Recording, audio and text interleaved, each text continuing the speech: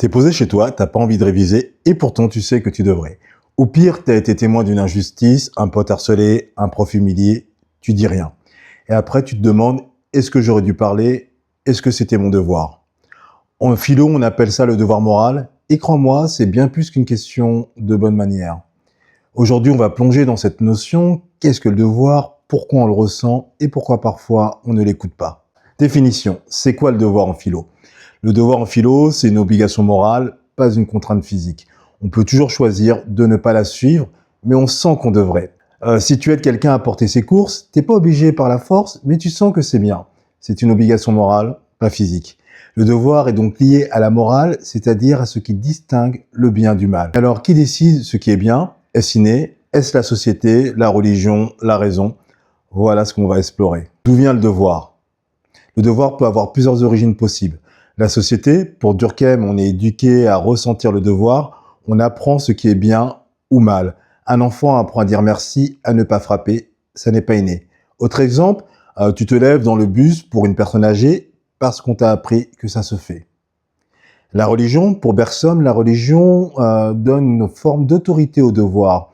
Tu dois faire le bien parce que Dieu le commande. Dans beaucoup de religions, aider les plus pauvres est un devoir sacré. La raison, pour Kant, le devoir moral vient de la raison. Il parle d'un impératif catégorique.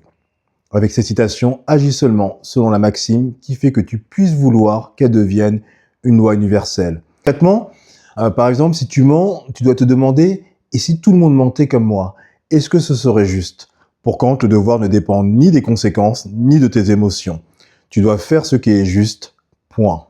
Quand le devoir entre en conflit avec la loi. Mais alors, le devoir, c'est toujours ce que dit la loi. Est-ce qu'être un bon citoyen, c'est forcément faire ce que l'État commande? Pas si simple. Antigone, dans la pièce de Sophocle, choisit d'enterrer son frère contre l'ordre du roi, son oncle, parce qu'elle pense que son devoir moral est au-dessus du devoir civique. C'est l'un des plus vieux dilemmes entre morale et droit. Thoreau développe l'idée de désobéissance civile. Il faut désobéir à une loi injuste. Un exemple moderne, Martin Luther King et les lois de ségrégation raciale aux États-Unis. Il a désobéi à la loi pour obéir à la morale. Hannah Arendt, dans Eichmann à Jérusalem, parle de la banalité du mal. Eichmann était un nazi et qui disait, lors de son procès, avoir obéi aux ordres. Un peu facile. Arendt nous dit que le devoir moral, ce n'est pas d'obéir. Aveuglement, c'est de penser. Penser par soi-même ce qui est juste. Le devoir face à autrui. Parfois, le devoir ne vient ni de la société, ni de la religion, ni de la loi, mais du visage de l'autre. Pour Emmanuel Levinas, quand je croise le regard d'autrui, je me sens responsable. Son visage me dit « tu ne dois pas me faire de mal ». Un exemple concret, tu croises un SDF dans la rue, il ne te dit rien, mais tu ressens comme un appel moral. C'est ça la morale de l'altérité. Le devoir naît de la rencontre humaine. Doit-on faire son devoir par intérêt? Bentham, fondateur de l'utilitarisme, on peut penser le devoir en fonction de l'intérêt général.